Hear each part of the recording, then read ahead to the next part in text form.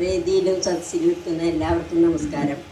ഞാൻ അധികം കാര്യങ്ങളൊന്നും പറയാനുള്ള ഒരു ഇതിലല്ല ഞാനിപ്പോൾ. കാരണം എനിക്ക് നല്ല തൊണ്ടവേദനയും ശ്വാസം മുട്ടുമൊക്കെ ഉള്ളതുകൊണ്ട് എന്തായാലും നമുക്കിവിടെ പങ്കെടുക്കാതിരിക്കാൻ പറ്റില്ലല്ലോ എന്നുള്ള ഇതിൽ ആണ് ഞാനിവിടെ പങ്കെടുത്തിരിക്കുന്നത്.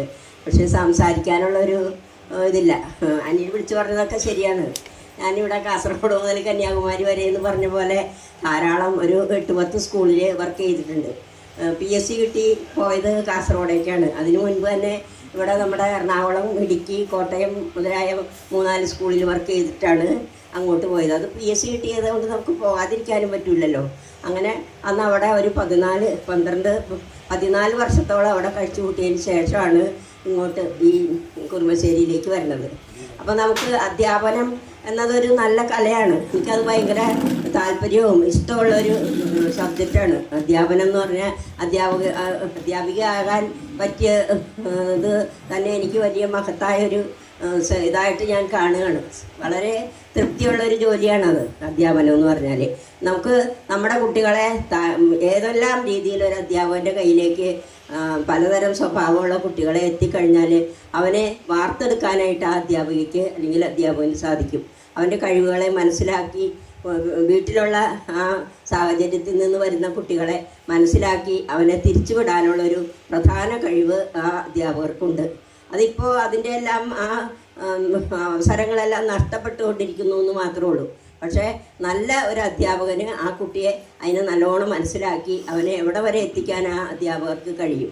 അതിപ്പോൾ അതിൻ്റെ കുറഞ്ഞു വരുന്നു എന്നുള്ള സാഹചര്യം എന്താണെന്ന് വെച്ചാൽ കുട്ടികളും അധ്യാപകരുമായിട്ടുള്ള സ്നേഹമില്ലായ്മ. അത് കുടുംബത്തിൽ നിന്ന് തന്നെ തുടങ്ങുന്ന ഒരു കാര്യമായിട്ടാണ് ഞാൻ കണ്ടിട്ടുള്ളത്. ഇപ്പോൾ നമുക്ക് അന്നത്തെ ആ കുട്ടികളോടുള്ള സ്നേഹം, ബഹുമാനം, അവർ കാണിക്കുന്ന ആ ആദരവ് അതൊക്കെ ഇപ്പോൾ നഷ്ടപ്പെട്ടിരിക്കുകയാണ്. ആദരവ് എന്ന് പറഞ്ഞാൽ നമുക്ക് സങ്കടം വരും ആ കുട്ടികളുടെ ഒരു ബഹുമാനം കണ്ടിട്ടുണ്ടെങ്കിൽ. അന്നത്തെയൊക്കെ കുട്ടികൾ ഇപ്പോഴായാലും അവർ ഇപ്പോഴും വലിയ കുട്ടികളായിട്ടും അവർക്ക് നമ്മളോടുള്ള ബഹുമാനം കണ്ടാൽ നമുക്കത് വളരെ ഇത് തോന്നും.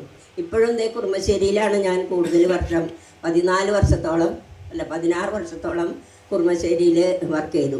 അവിടെ നിന്നാണ് ഞാൻ പെൻഷൻ കിട്ടി പോരുന്നതും. അപ്പോൾ അവിടെയുള്ള കുട്ടികളോടാണ് എനിക്ക് കൂടുതലും ആത്മാർത്ഥമായിട്ട് സഹകരിക്കാനും ഒക്കെ ഇടകിട്ടിയത്. കാരണം അവിടെയാണ് കൂടുതൽ വർഷം ഒപ്പം വർക്ക് ചെയ്തത്. അപ്പോൾ ഈ കുട്ടികൾ ഇപ്പോഴും നമുക്ക് അവരുടെ ആ സ്നേഹം കാണുമ്പോൾ വിളിക്കലും പല സ്ഥലങ്ങളിലും നമ്മുടെ കുട്ടികൾ എത്തിപ്പെട്ടിട്ടുണ്ട്. ഏത് രാജ്യത്ത് പോയാലും നോക്കിയാലും നമ്മുടെ പിള്ളേർ അവിടെ എല്ലാം നല്ല നിലയിൽ പ്രവർത്തിക്കുന്ന ധാരാളം കുട്ടികളുണ്ട്. അവരെന്നെ വിളിക്കാറുമുണ്ട്. ഈ 2 വർഷം മുൻപ് ഒരു സംഭവം ഉണ്ടായി. അവിടെ തിരികെ വിളിക്കുന്ന ഒരു പരിപാടി ഇപ്പോൾ ഉണ്ടല്ലോ എല്ലാ സ്കൂളുകളിലും. എല്ലാ അധ്യാപകരെയൊക്കെ വിളിച്ച് വീണ്ടും ഒരു സംഗമം നടത്തുന്നത്. അപ്പോൾ എന്നെ 2 വർഷത്തിന് മുമ്പ് ഇവിടെ വിളിച്ചിട്ടുണ്ടായിരുന്നു.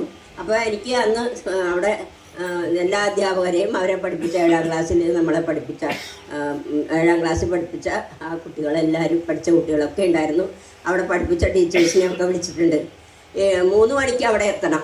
അപ്പം എൻ്റെ മോൻ എന്നെ വന്ന് കൊണ്ടുപോകാമെന്ന് പറഞ്ഞിരുന്നു. 3 മണിക്ക് അങ്ങോട്ട് എത്തണം എനിക്ക് കുറുമശ്ശേരിയിലേക്ക്. അപ്പോൾ ഞാനിവിടെ റെഡിയായി നിൽക്കുകയാണ്. 3 മണിക്ക് പോകണം. അവനെന്നെ കൊണ്ടുപോകാൻ വേണ്ടി കാറുമായിട്ട് വന്നിട്ടില്ല. അപ്പോൾ ഇവിടെ ഇരിക്കുന്ന നമ്മുടെ സെക്രട്ടറി ആയിട്ടുള്ള അനിലുണ്ട്. എന്താ ടീച്ചർ, എന്താണ് റെഡിയായി നിൽക്കണേ, എവിടെ പോകാനാണ്? അപ്പോൾ ഞാൻ പറഞ്ഞു, ഇങ്ങനെ ഒരു കാര്യമുണ്ട് മോനെ, എൻ്റെ മോൻ വരാമെന്ന് പറഞ്ഞിട്ട് വന്നിട്ടില്ല. എനിക്ക് 3 മണിക്ക് കുറുമശ്ശേരിയിൽ എത്തേണ്ടതാണ്. അടുത്ത മീറ്റിങ്ങാണ്. അതിനെന്താ ടീച്ചർ റെഡി ആയിക്കോ, ഞാൻ കൊണ്ടുപോകാം എന്ന് എന്നോട് പറഞ്ഞു. വളരെ സന്തോഷത്തോടു കൂടി അതെ എന്നാൽ പിന്നെ അങ്ങനെ ആവട്ടെ എന്ന് പറഞ്ഞിട്ട് ഞാൻ എന്നെ വേഗം അനിയാണ് അവിടേക്ക് എത്തിച്ചത്. ആ പിള്ളേരുടെ ഒരു സ്നേഹവും അവരുടെ ആദരവും ബഹുമാനവും ഒക്കെ കാണാൻ അവസരം കിട്ടിയത് എനിക്കാണ്. നല്ല അന്നത്തെ ആ കുട്ടികളുടെ ഒരു സന്തോഷം കണ്ടാലും നമുക്ക് അത് വളരെ തൃപ്തിയാകും. നമുക്ക് അത് ഒരിക്കലും മറക്കാനാവാത്ത ഒരു സംഭവമായിട്ട് ഞാൻ കാണുന്നു. എനിക്ക് വല്ല പറയാനുണ്ടോ അതിനെക്കുറിച്ച്?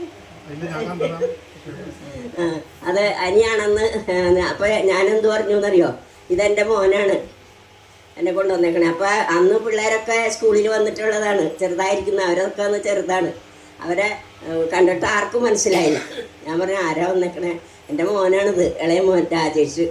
ആർക്കും മനസ്സിലായില്ല ടീച്ചേഴ്സിനൊന്നും. രാജേഷായിട്ടാണ് എല്ലാവരോടും സംസാരിച്ചതും അന്ന് എന്നെ കൊണ്ടാക്കിയത്. അത് ഞാൻ ഒരിക്കലും മറക്കില്ല ആ സംഭവം. എനിക്ക് അന്നേരം കൃത്യമായിട്ട് ആ സമയത്ത് എത്താൻ പറ്റി.